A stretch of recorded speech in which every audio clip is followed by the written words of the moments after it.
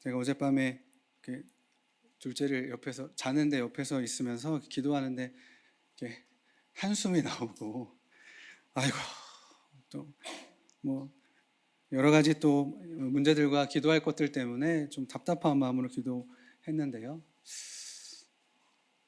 윤주영 목사님 그 찬양을 좋아하시는지 모르겠는데, 나의 반석이신 하나님, 저는 그게 저한테 하나님이 주시는 사인이거든요. 신실하신 하나님, 실수하지 않으시는 하나님이라고. 제가 기도하는 것에 대해서 주님이 좀 응답을 주실 때 꼭 그 찬양을 어디선가 듣게끔 하십니다. 제가 자의적으로 부르지 않고 어디선가 듣게 하시는데, 오늘도 그래서 제가 뒤에서 오늘은 저에게 은혜가 되는 날인가 보다, 하나님 저에게 좀 말씀하시고 저에게 좀 은혜를 주시려나 보다 라는 생각을 했습니다. 감사합니다, 목사님. 네. 동일한 은혜가 오늘 좀 함께 있었으면 좋겠습니다. 말씀은, 오늘 그 본문은 다 잘 아시는 것처럼 예수님께 향유를 부은 그 여인의 이야기입니다.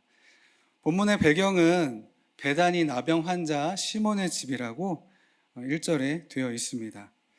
베다니는 예루살렘 근처에 있는 그런 마을이었고요. 그래서 예수님께서 예루살렘에 머무시는 동안에는 그곳에서 지내셨습니다. 잘 아시는 것처럼 베다니에는 예수님이 살려주신 나사로와 그의 누이 동생인 마르다와 마리아가 살던 곳입니다. 그래서 이번에도요, 예수님께서 예루살렘에 입성하신 후에 그 베다니에 머무시면서, 근데 오늘은 누구의 집이냐면 나병 환자 시몬의 집을 방문하셨습니다. 근데 이 나병 환자 시몬에 대해서는 기록이 잘 없습니다. 특별한 기록이 없습니다. 근데 이제 나병 환자 시몬이라고 불렀잖아요. 근데 만약 아직도 이 사람이 나병에 걸려 있다면 사람들이 이 집에 함께 있을 수 없죠.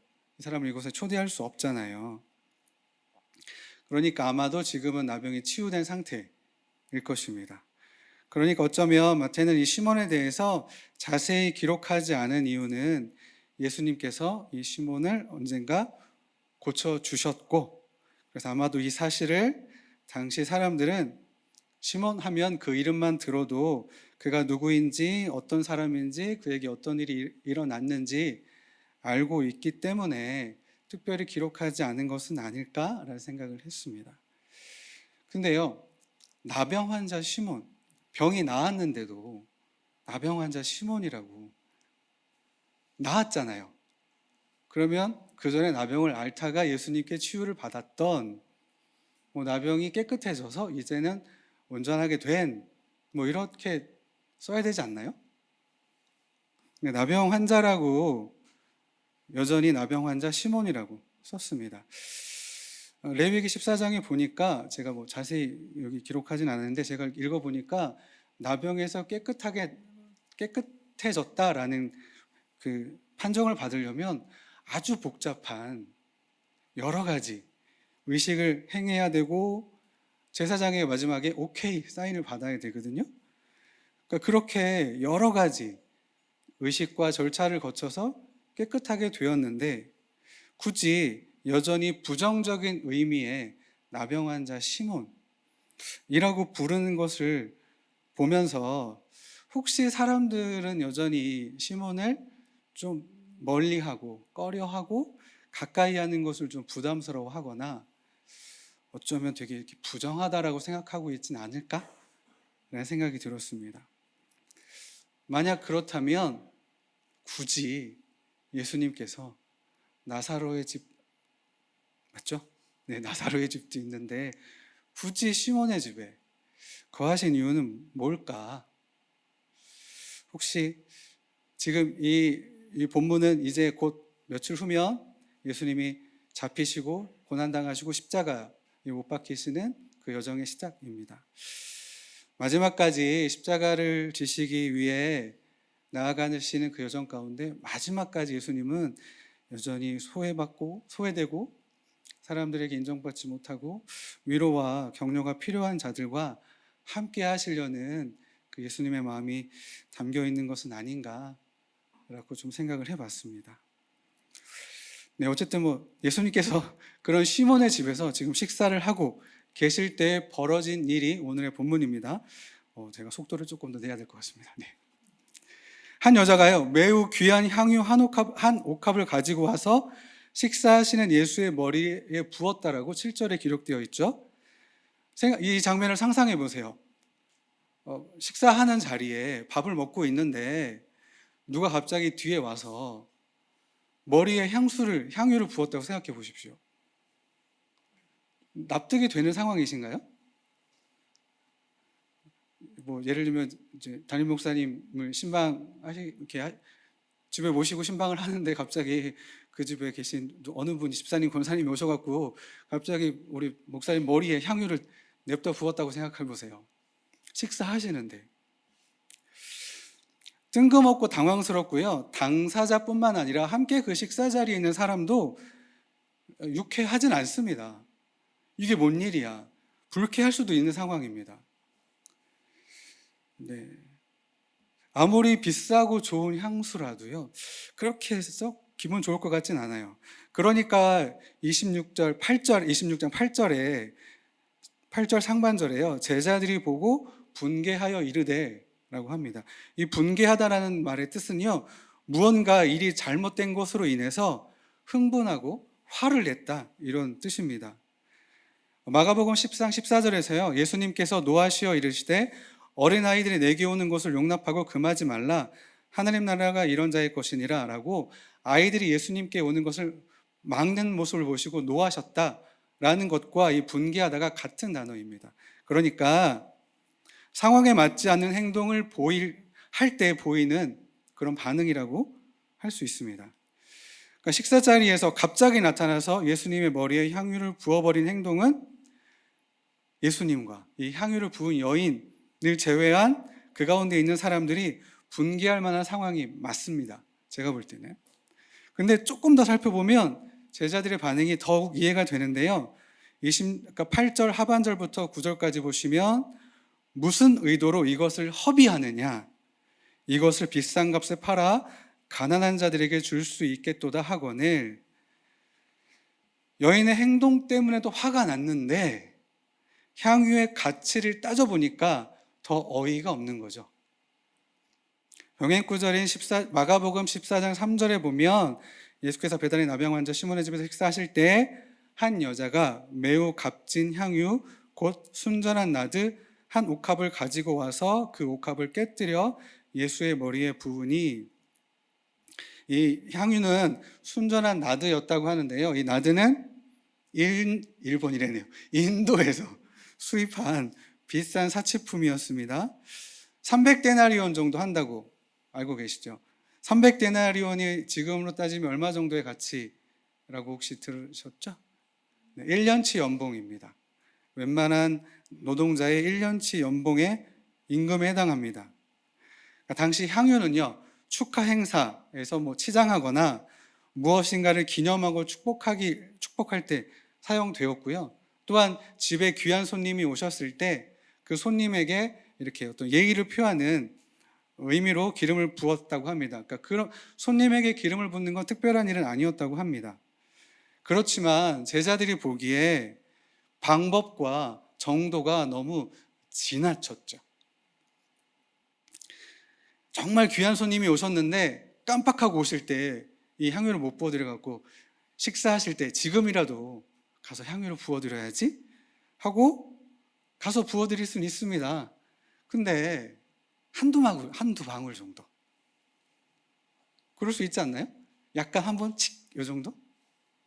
근데요, 이 여인은 어느 정도였냐면 옥합을 깨트려서 모든 걸 다 부어드렸습니다. 제자리에 보기에 과한 거죠. 굳이 그렇게까지. 좀 덜어서, 다른 데 덜어서 이렇게 해도 되는데 굳이 그걸 깨트려서 다시는 쓸 수 없을 정도로 한번 깨트렸기 때문에 주워 담을 수 없는 거죠. 다시 담을 수 없는 거죠. 지금 1년치 연봉이요, 한 번에 다 깨져서 바닥에 다 흥건히 흘러버린 겁니다. 그러니까 제자들이 화가 날 만도 하죠. 근데 단순히 저 비싼 거 왜 허비했어? 이 정도가 아니라요. 이들이 뭐라고 말을 하냐면 비싼 값에 팔아서 가난한 자들에게 줄 수 있지 않았겠냐라고 했죠. 제자들이 이렇게 말한 건 합리적이죠. 그럴 뿐만 아니라 사실은 예수님의 가르침과도 일치하는 것입니다.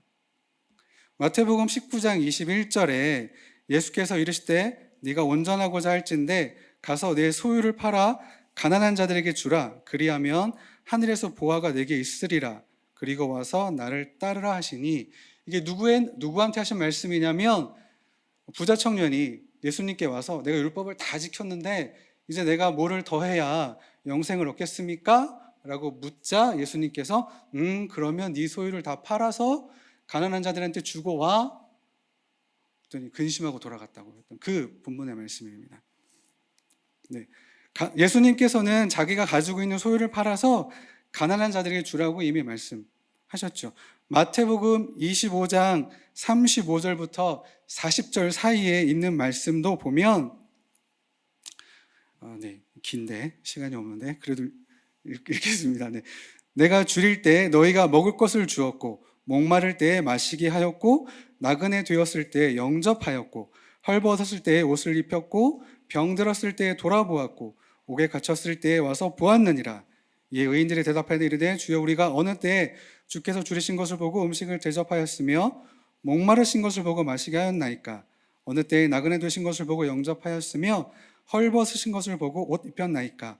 어느 때에 병드신 것이나 옥에 갇힌 것을 보고 가서 배웠나이까? 하리니 임금이 대답하여 이르시되 내가 진실로 너희에게 이르노니 너희가 여기 내 형제 중에 지극히 작은 자 하나에게 한 것이 곧 내게 한 것이니라 하시고, 말씀하신 것처럼 가난한 자들, 도움이 필요한 자들에게 선행을 베풀고 자선을 베푸는 것이 중요하다라고 이미 오늘 이 사건이 있기 바로 전에 예수님께서 제자들에게 말씀하셨습니다.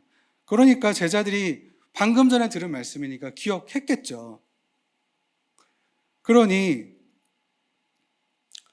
지금 그 비싼 향유를 바닥에 깨트려서 그냥 1년 전병을 날려버린 것보다 예수님 말씀하신 것처럼 가난한 자들, 도움이 필요한 자들, 이런 자들에게 주는 게 예수님의 가르침에도 맞으니 그렇게 하면 좋을 텐데 왜 그걸 허비했냐라고 분개한 거죠. 그냥 그 상황만 놓고 보면, 제자들의 입장만 놓고 보면 저는 이해가 됩니다. 아니신가요? 네. 아닌데라는 눈빛. 저는 그 상황에 들어가서 보니까 이해가 되더라고요. 그리고 또 특별히 절기에 가난한 자들에게 돕는 것은 예루살렘에 오는 순례자들에게 또 당연히 해야 할 일이었다라고 그렇게 또 어느 주석에는 기록되어 있습니다. 그러니까 제자들이 예수님이 하셨던 말씀과 가르침을 기억하고 그들의 관례에 따라 가난한 자들을 돕는 것을 우선순위로 삼고 향유를 비싼 값에 팔아서 가난한 자들에게 줄 수 있는데 왜 그걸 그렇게 허비했냐라고 여인을 향해서 분개하고 화를 내는 건 전혀 이상한 일이 아니라고 생각됩니다. 근데 정작 그 상황 가운데서 저희가 아는 것처럼 예수님만 다른 반응을 보이시죠. 10절에 예수께서 하시고 그들에게 이르시되 너희가 어찌하여 이 여자를 괴롭게 하느냐? 그가 내게 좋은 일을 하였느니라. 왜 여자한테 이렇게 소리 지르고 난리야? 그러지 마라. 이 여자가 나에게 좋은 일을 했다라고 말씀하셨습니다. 좋은 일이 뭘까요? 좋은 일. 여기서 말하는 좋은 일이라는 단어의 뜻은요, 아름다운, 고귀한, 숭고한, 칭찬할 만한 이런 뜻입니다. 그러니까 제자들이 여인의 행동이 허비와 낭비로 화를 낼 만한 그런 상황, 화를 내고 그렇게 평가했는데 예수님은 오히려 그 여인이 한 일이 가치 있고 고귀하고 숭고한 행동이었다라고 평가하신 것입니다. 왜 그렇게 제자들의 평가와 다르게 예수님은 이 여인의 행동을 그렇게 평가하셨죠? 12절에 나와 있죠. 이 여자가 내 몸에 이 향유를 부은 것은 내 장례를 위하여 함이니라. 아까 말씀드린 것처럼 향유는 무엇을 기념하고 축하하고 환영의 의미로도 사용되었지만 장례 때 시신의 몸에 바르는 방부제로도 사용되었습니다. 마가복음 16장 1절에서 예수님이 십자가에서 죽으시고 무덤에 묻히셨을 때 안식일이 지나고 막달라 마리아와 야고보의 어머니 마리아가 예수님께 향유를 바르기 위해서 무덤으로 향했던 그 장면을 통해서 이 사실을 저희가 알 수 있습니다. 그런데 일반적으로 향유는 죽은 사람에게 장례를 준비할 때 죽은 시체에 바르는 것이지 살아있는 사람에게 장례를 준비하면서 향유를 바르지는 않습니다. 그렇기 때문에 이 여인의 행위는, 이 여인이 예수님께 향유를 부은 것은 예수님이 정상적인 장례를 치를 수 없는 죄인의 죽음, 그런 죽음을 맞이할 것을 미리 보여준 것이라 할 수 있습니다. 근데요, 이 여인이 예수님이 십자가에 달려 돌아가실 걸 알고 이렇게 했나요? 모르고 했습니다. 알고 했다라는 근거가 없습니다. 이 여인은 단지 예수님을 향한 사랑과 그 예수님을 향한 헌신, 그걸 자발적인 행위였을 뿐입니다. 그냥 너무 예수님이 좋아서 했던 행위인 것입니다. 그런데 예수님께서 그 여인의 그 기름 부음을 자신의 장례를 준비한 좋은 일로 여겨주신 것입니다. 그러면서 잠깐 살펴볼게요. 그러면 제자들이 가난한 자들에게 선행을 베푼자고 했던 그 일이 잘못된 것일까요? 아까 예수님도 말씀하셨잖아요. 가난한 자들에게 도우라고.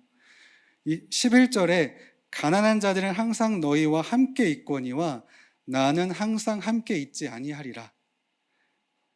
무슨 말씀이냐면요. 예수님은 우선순위에 대해서 말씀하신 것입니다. 우선순위를 바로 잡아주시는 거예요. 예수님은 이제 곧 고난받으시고 십자가에 못 박혀 죽게 되십니다. 제자들과 함께 계실 시간이 그리 많지 않습니다. 그래서 예수님에게 향유를 붓는 일은 예수님이 이 땅에 계시는 동안에만 할 수 있었던 일이기 때문에 이 우선순위로 이 여인이 했던 일을 좋은 일이라고 여겨주신 것입니다. 물론 예수님을 사랑하는 자, 하나님을 사랑하는 자들은요, 가난한 자들을 돕는 것은 평생 해야 할 일이고요, 앞으로 해야 할 일이고, 오히려 예수님을 사랑하고 하나님을 사랑하는 자들은 이 가난한 자들을 배려하라는 이 의무를, 이 가난한 자를 도와주라는 말씀을 의무로 받아들여야 했습니다. 하지만 지금 이 시점에서는 그것보다 더 중요한 것은 예수님께 그들의 사랑과 헌신을 보여주는 것입니다. 그래서요, 예수님은 이 여인의 행동을 좋은 일로 여겨주셨을 뿐만 아니라 그 여인이 행한 일을 복음이 전파되는 곳에서 말하여 기억하게 하라고 13절에 그렇게 말씀하셨습니다. 가난한 자들을 돕는 일, 선행은요, 좋은 일이지만 그 일 자체는 쉽게 잊혀질 수 있습니다.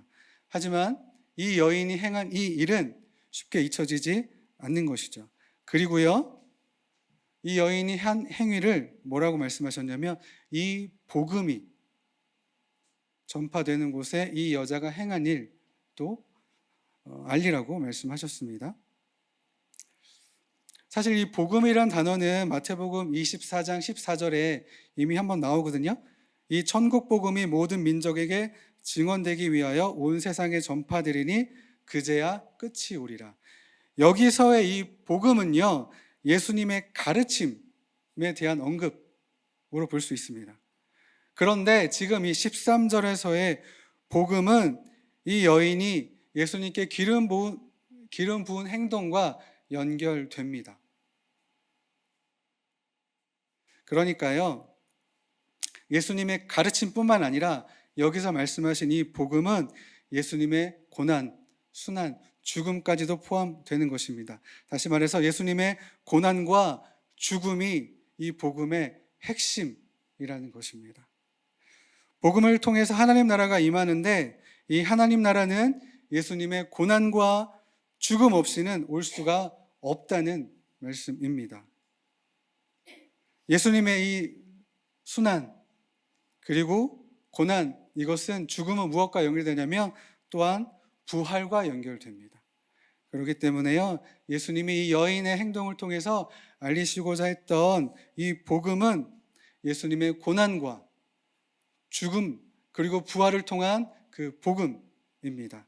그래서 이 복음이 끝까지 전해지라고, 이 여인이 행한 이 행동이 전해져야 한다라고 말씀하셨던 건 이 복음이 전해져야 한다라고 말씀하신 것입니다. 죽음이 끝이 아닌 것을 보여주신 것입니다. 만약에 예수님의 죽음으로 끝났다면 이 복음은 존재할 수가 없는 것입니다. 그래서 예수님은 이 여인의 행동을 귀하게 여기신 것, 이것을 좋은 일로 여겨주셨던 것입니다.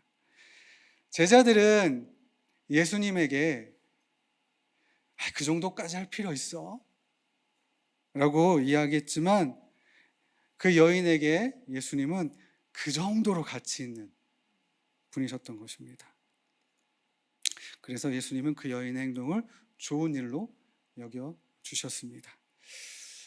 이거를 조금 더 확장해 보면 이 여인의 이 좋은 일이 얼마나 더 놀라운 일인가를 저희가 알 수 있는데요. 오늘 본문은 마태복음 26장 6절부터 13절이었죠.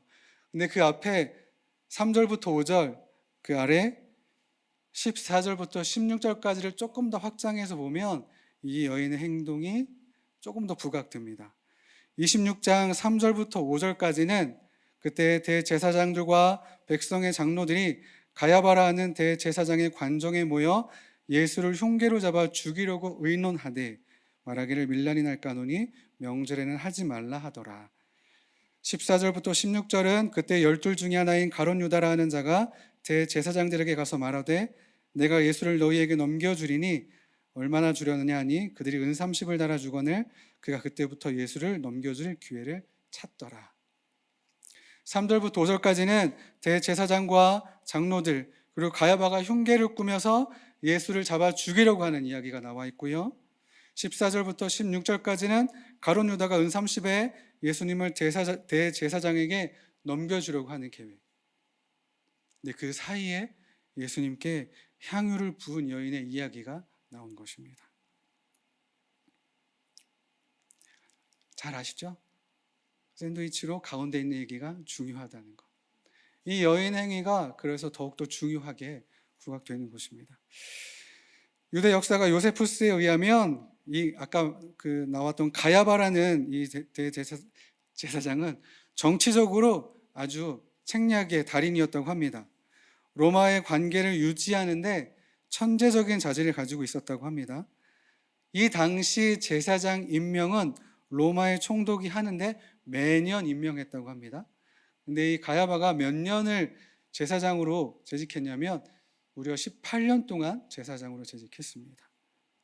그러니까 얼마나 정치적으로 유능하며 로마에 찰싹 달라붙어서 로마에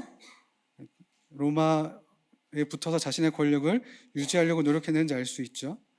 그런데 이 가야바가 무엇을 받냐면 예수님께서 무리들의 환호를 받고 예루살렘으로 입성하시는 모습을 봤습니다. 그리고 성전뜰에서 바리새인들과 또 다른 종교 지도자들과 논쟁하시면서 아주 위엄 있고 권위 있는 모습으로 그들과 논쟁하는 모습을 본 거죠. 사람들이 예수님을 뭐라고 이야기하냐면 선지자라고 이야기했습니다. 이 모습을 본 가야바가 어떤 마음이 들었을까요? 저분이 정말 메시아이시다 라고 생각했을까요? 쫄렸겠죠. 그러니까 그 가야바는 제사장, 장로들 또 다른 사람들과 한 패거리가 되어서 군중들까지 속여서 예수님을 십자가에 못 박히시도록 선동해서 결국 자신의 계획을 성취하죠. 가룟 유다는 어떻습니까? 아시는 것처럼 이 가룟 유다도 예수님을 통해서 정치적인 독립을 꿈꿨지만 자신의 바람대로 되지 않아서 예수님을 노예처럼 팔아버렸습니다. 늘 예수님과 함께 가까이 있었던 그였지만 예수님을 통해 그는 자신의 야망을 이루려 했던 것이고요. 그 계획이 실현되지 않을 것처럼 보이니까 예수님을 사람들이 보이지 않는 곳에서 은밀히 잡으려고 했던 이 대제사장과 장로들의 계획이 실현될 수 있도록 그들을 돕는 조력자가 되었습니다. 그리고 그 때문에 결국 예수님은 붙잡히시고 고난당하시고 십자가에 못 박히게 되셨습니다. 가야바와 대제사장, 장로들 그리고 가룟 유다의 공통점은 무엇이냐면 자신들의 욕망을 이루기 위해 예수님을 버리고 죽이려 했습니다. 그런데 그 가운데 향유를 부은 여인은 예수님을 사랑함으로 자신의 가장 귀한 것을 아낌없이 버렸습니다. 예수님을 어떻게 생각하느냐, 예수님을 나에게 어떤 분으로 인식하느냐에 따라 행동이 달라지는 거죠.